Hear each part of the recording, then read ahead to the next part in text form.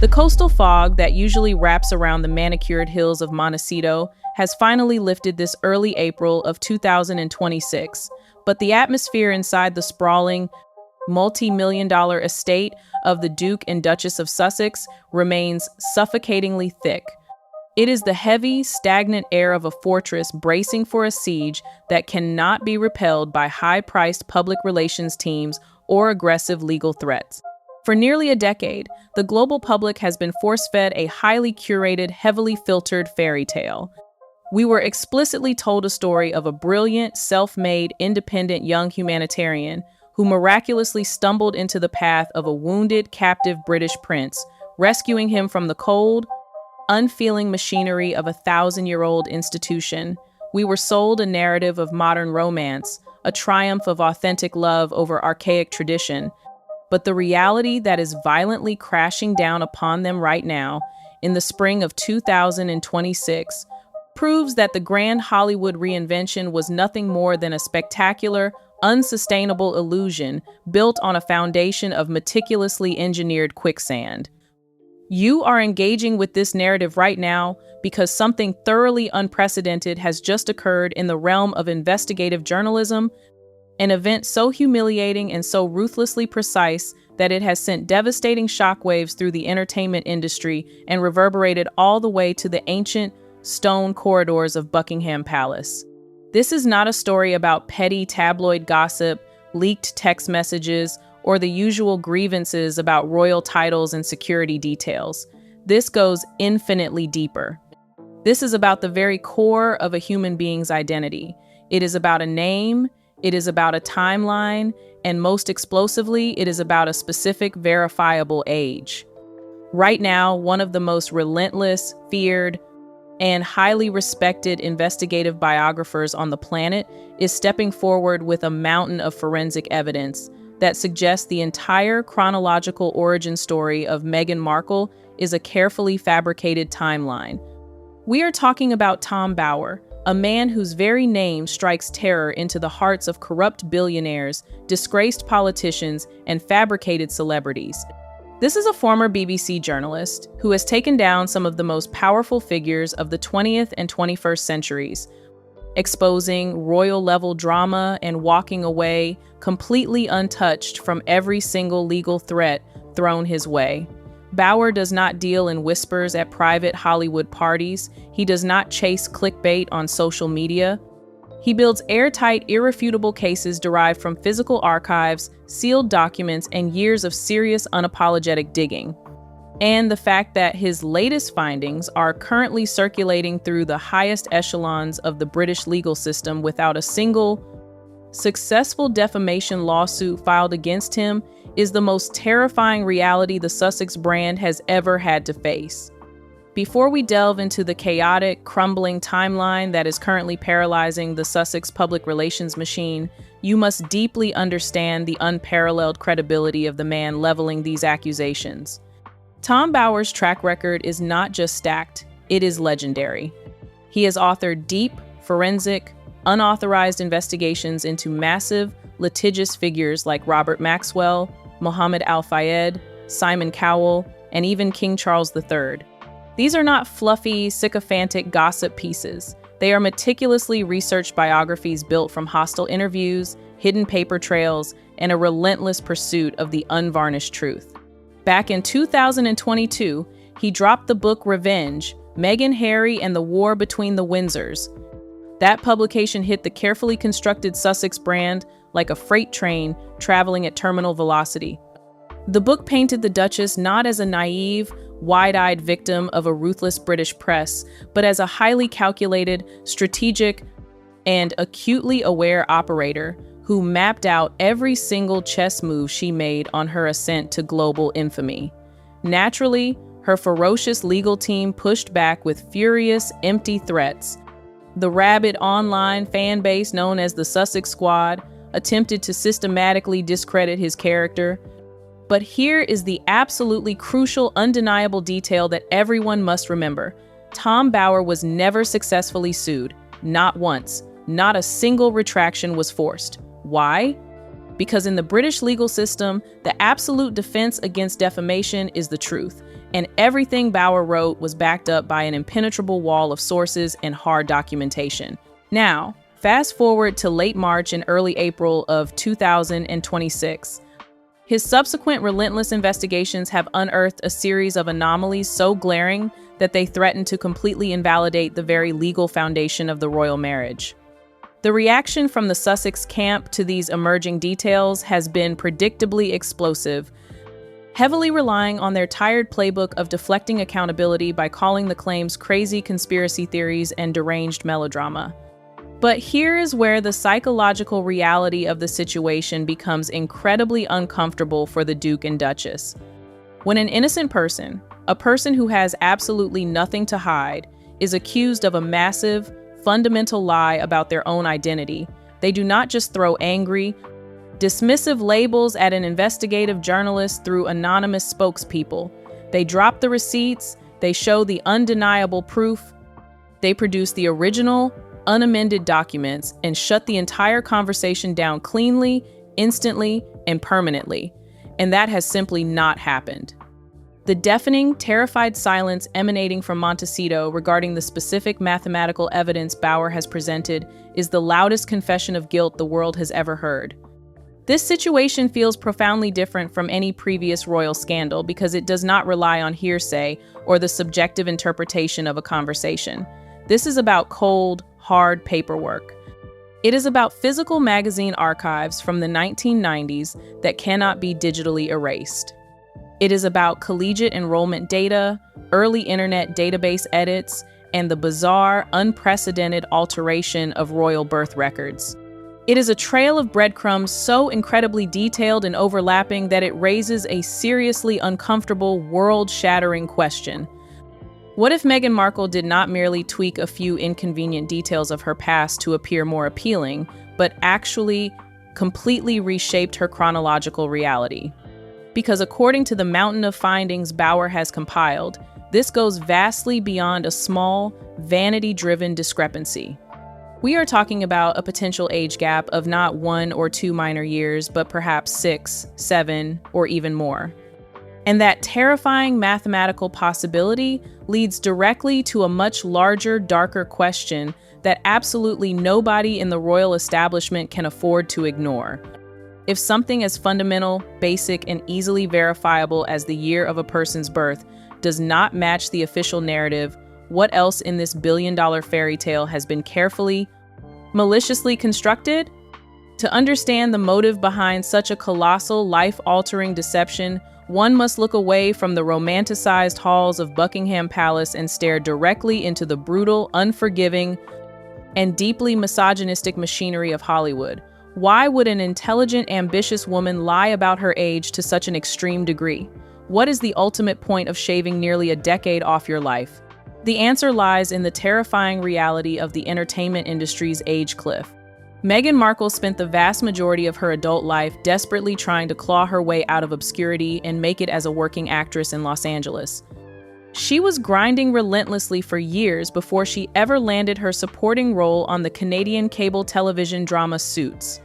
She was auditioning constantly, taking minor, blink-and-you-miss-it background roles, and famously holding a numbered briefcase as a scantily clad model on the game show Deal or No Deal.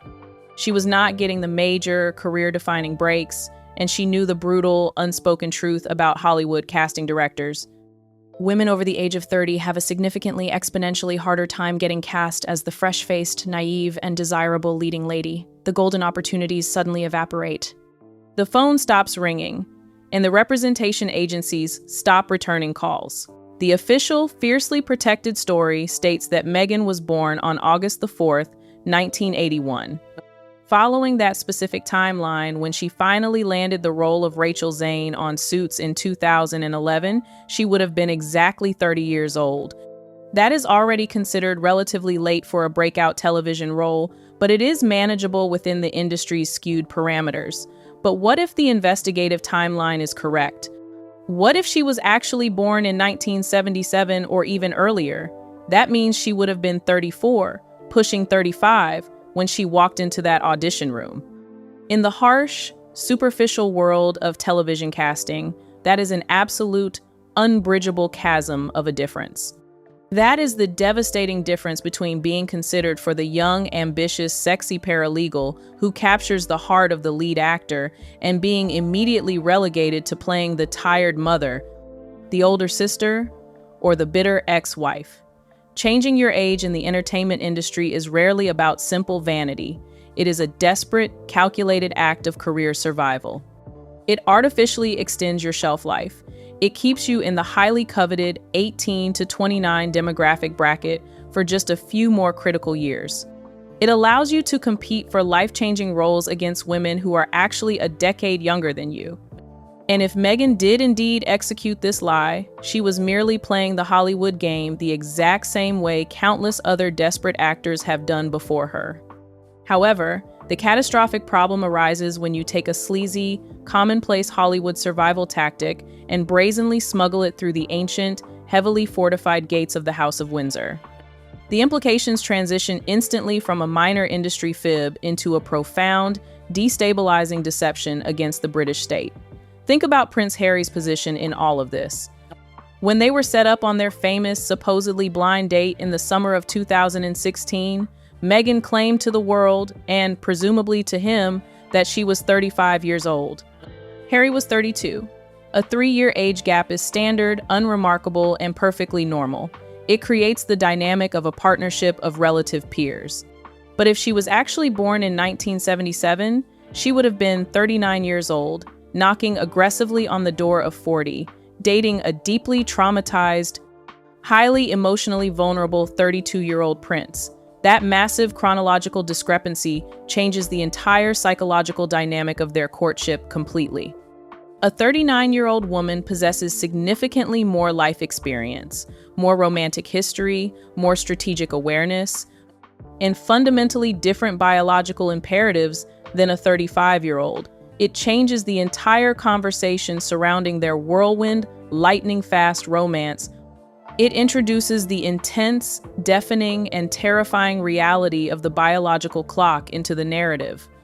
If she was approaching 40, the sheer, frantic urgency to secure a permanent commitment to rush down the aisle and to rapidly produce royal heirs makes infinitely more sense than the narrative of two young people swept away by spontaneous love. It frames the relationship not as a serendipitous fairy tale, but as a highly calculated, desperately executed final play for global security and ultimate status. That is a reality she would desperately, at all costs, want to hide from the world, and most importantly, from the deeply trusting, fiercely protective man she was trying to marry. There is profound, undeniable motivation here to maintain the lie at any cost. Now we arrive at the physical, undeniable evidence that has sent the Sussex public relations team into a complete, tail-spinning panic. Tom Bauer does not deal in vague rumors. He deals in artifacts. And he points directly to what many in the investigative journalism community are calling the ultimate smoking gun. We must look at a specific archived issue of 17 magazine published in March of 1997. This is not a digital file that can be easily manipulated or hacked. This is a physical, printed publication that has sat in libraries and archives for nearly 3 decades. In that specific issue, a young, completely unknown Meghan Markle is featured in a glossy photographic spread. And printed right there on the page in stark, undeniable black and white ink, she is explicitly listed as being 21 years old. Let us engage in the incredibly simple, undeniable mathematics that the palace legal teams are currently reviewing. If her official legally documented birth date is indeed August the 4th, 1981, then in March of 1997, she would have been exactly 15 years and 7 months old. You do not have to be a forensic expert to look at the photographs in that magazine and realize that the woman pictured is absolutely, undeniably not a 15-year-old child. Furthermore, national magazines like 17 do not accidentally add 6 full years to the age of a featured subject. That is not a small typographical error that slips past layers of editors and fact-checkers. That is a massive, deliberate chronological leap sitting in physical print for nearly 30 years, completely unnoticed until someone finally decided to look closely at the foundation of the Duchess's story. Tom Bower did not just skim a sensational headline on a gossip blog and rush to print. He went straight to the physical archives himself. He checked the original publication dates. He verified the authenticity of the print with industry veterans who worked at the publication during that era. There were no shortcuts taken, no assumptions made, only actual rigorous verification. So now, the global public and the British legal system are left with exactly two options, and neither of them provides any comfort whatsoever for the Duchess of Sussex. Either the highly experienced editorial staff at 17 magazine randomly, inexplicably made a massive 6-year mathematical mistake about the age of a completely unknown, unimportant teenager, or someone has been aggressively, deliberately playing with their birth year for a very, very long time to manipulate their public and professional standing. And that devastating magazine article was merely the first domino to fall. Bower's dedicated team of researchers dug much deeper into her digital footprint, scraping the deepest layers of the internet architecture, and found something even more chilling and unsettling. They turned their attention to the Internet Movie Database, universally known as IMDb. This is the primary essential database that casting directors, Hollywood agents, and studio producers actually rely on for factual information regarding working actors. It is not a fan site, it is an industry tool. Bower discovered that Meghan Markle's original IMDb profile, created in the early days of her acting pursuits, explicitly and clearly listed her birth year as 1977, completely aligning with the math of the 17 magazine feature. This is not random data pulled from the digital ether. IMDb profiles for working, union-represented actors are built and populated from submitted official materials, including professional resumes, Screen Actors Guild union records, and verified industry databases. For years, that specific page quietly told one chronological story to the Hollywood insiders who held the keys to her career, while a completely different, heavily sanitized version of her youth was being meticulously packaged and sold to the general public. And then, suddenly, as if by magic, the data changed. The 1977 date completely vanished from the site, replaced overnight with the now official 1981. It was a clean, simple, and entirely unexplained digital erasure. But the fundamental truth of the modern era is that the internet is written in ink, not pencil. Bower kept the original screenshots. He tracked the digital edits through archival Wayback Machines. He documented exactly when the change occurred. Why was the date so aggressively scrubbed? The timing provides the only logical answer. Because once she was romantically linked to Prince Harry, one of the most famous and heavily scrutinized men on the planet, her timeline had to be aggressively, perfectly sanitized. The narrative of the fresh-faced 35-year-old ingenue discovering unexpected royal love had to be protected at absolutely all costs. And any digital footprint that contradicted that lucrative fairy tale had to be destroyed. It is the digital equivalent of burning your old passports before crossing a border under a new identity. But Bower's investigation did not stop at digital records in old magazines. He turned his forensic attention to the physical, undeniable reality of her past. He looked closely at Northwestern University, the prestigious institution where Meghan reportedly graduated in 2003, supposedly at the young age of 22. It sounds perfectly normal on paper, a clean, highly believable collegiate timeline with absolutely nothing out of place. Except when independent investigators started looking closer at the actual human beings surrounding her during those college years, the official timeline began to crack wide open, revealing a bizarre, inexplicable anomaly. Bower and his team meticulously tracked down her former classmates. They scanned alumni association lists, dug through university archives, and studied group photographs from her sorority events and various extracurricular clubs. And what they found raised serious, undeniable, and deeply problematic eyebrows across the investigative community.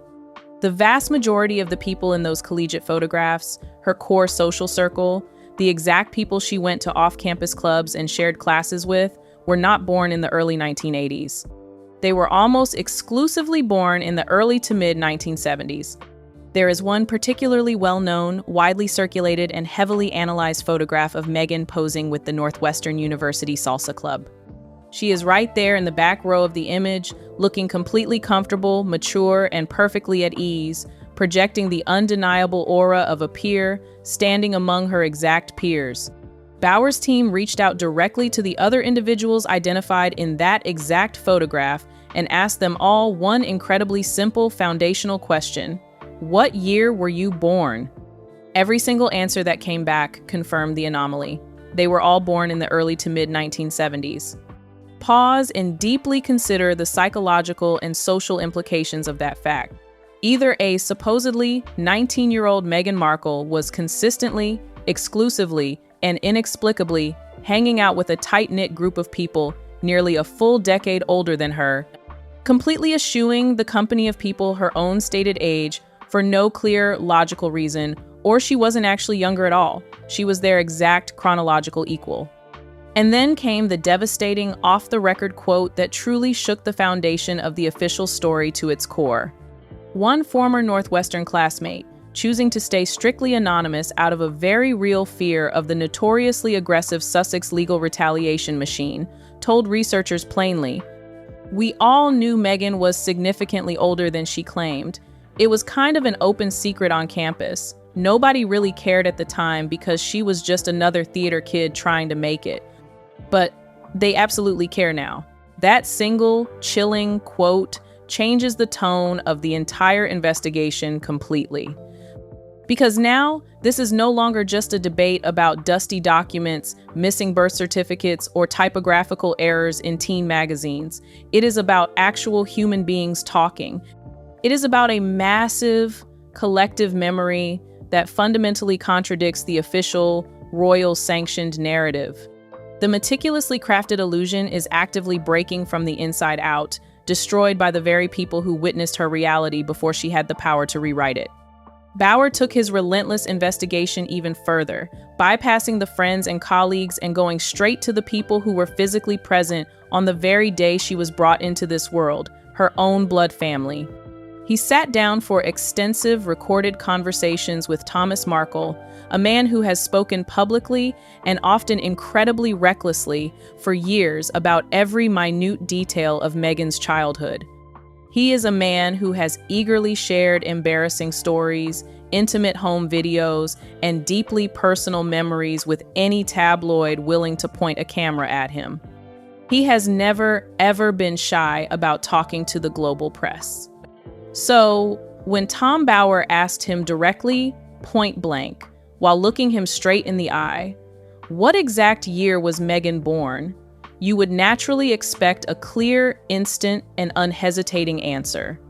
You would expect him to immediately say 1981, but that is not what happened. The reaction was far more telling than any spoken word. Thomas Markle paused. The notoriously talkative man went completely uncomfortably quiet. He looked away, and then he delivered a highly cryptic, deeply unsettling deflection. He simply said, "You should check the records yourself."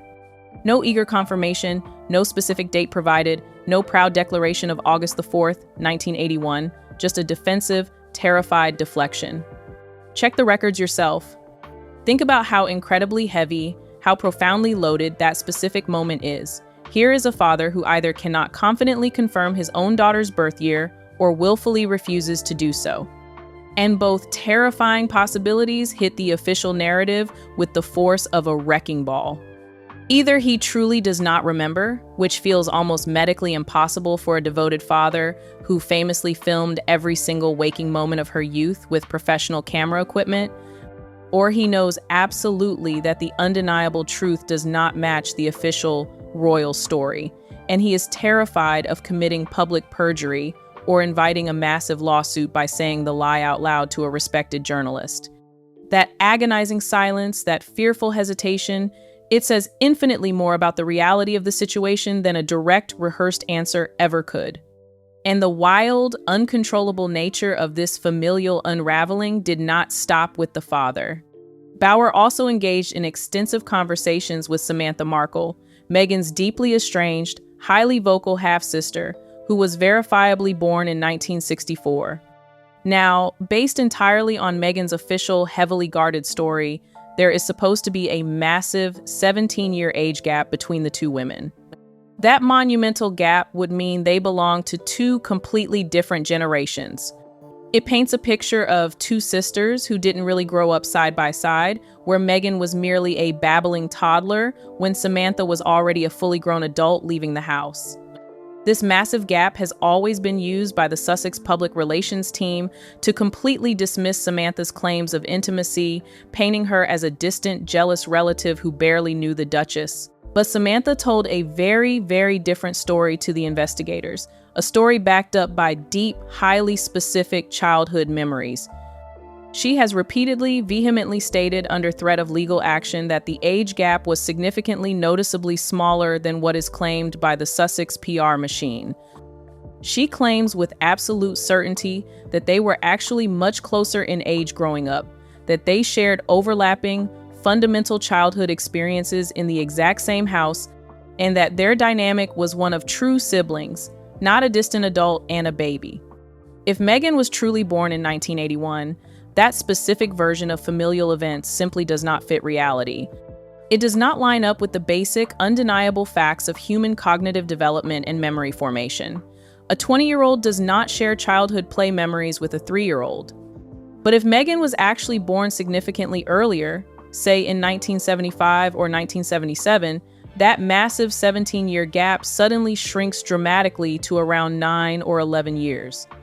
And just like that, as if a blurry lens had suddenly been brought into sharp focus, Samantha's detailed stories of their shared childhood, their arguments, and their proximity start to make perfect, logical, and chronological sense. That is exactly where things get incredibly, legally uncomfortable for the palace. The pristine timeline being presented publicly simply does not match the lived, deeply held memories of the people who actually resided in the house with her.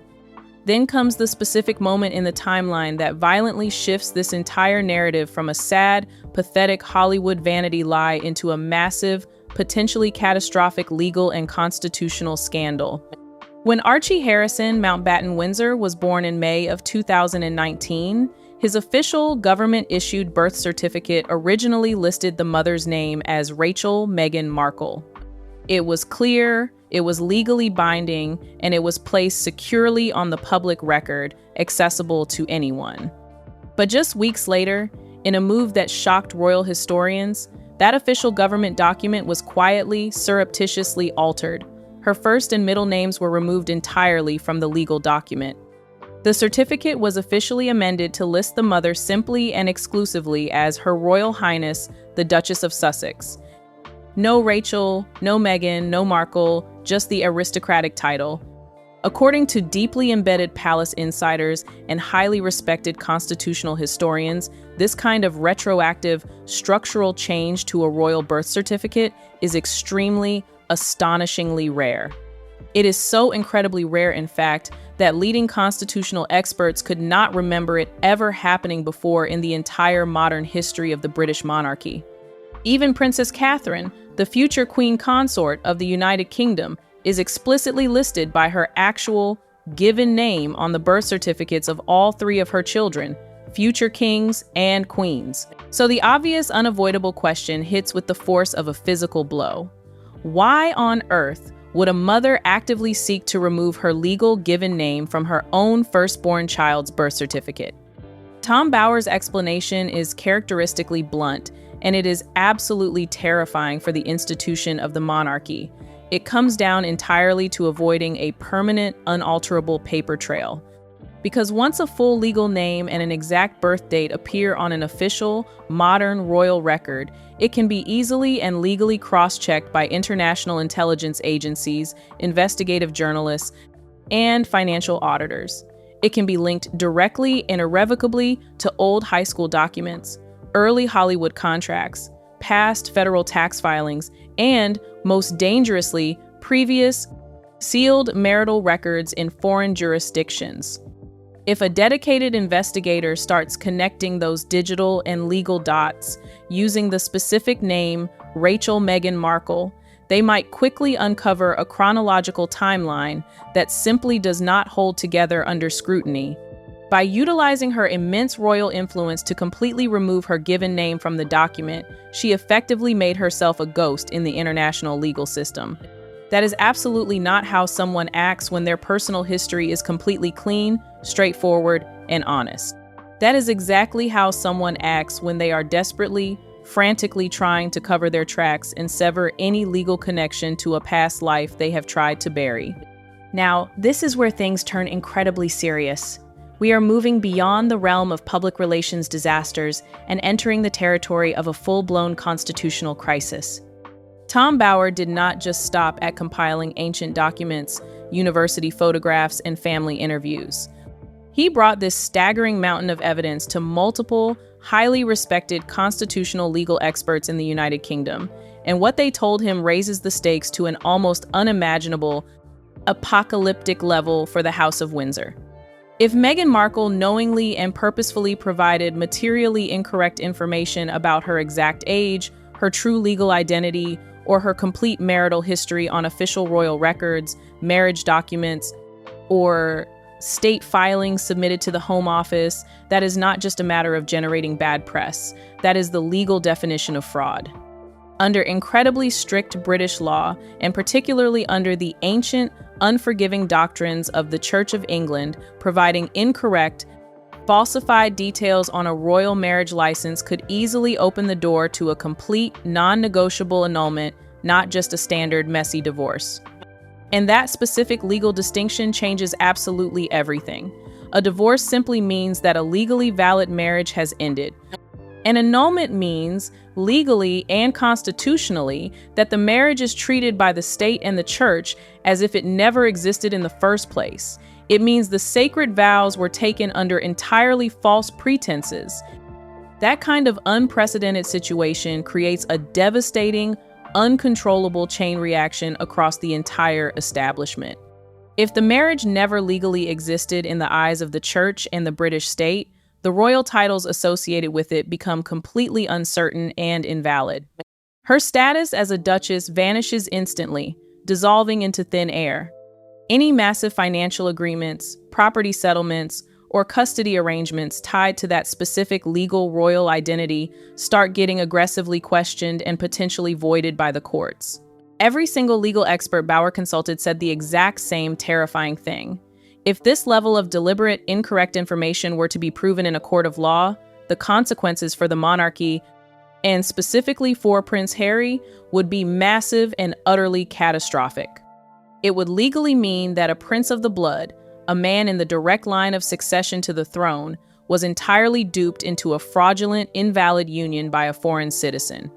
It would be the greatest humiliation the royal family has suffered since the days of King Henry VIII, a scandal that strikes at the very core of their institutional integrity. Think deeply about the ruthless business side of this equation. Meghan and Harry have aggressively built a billion-dollar global empire, signing massive, unprecedented deals with Netflix, Spotify, and Penguin Random House, based entirely and exclusively on their specific version of the truth.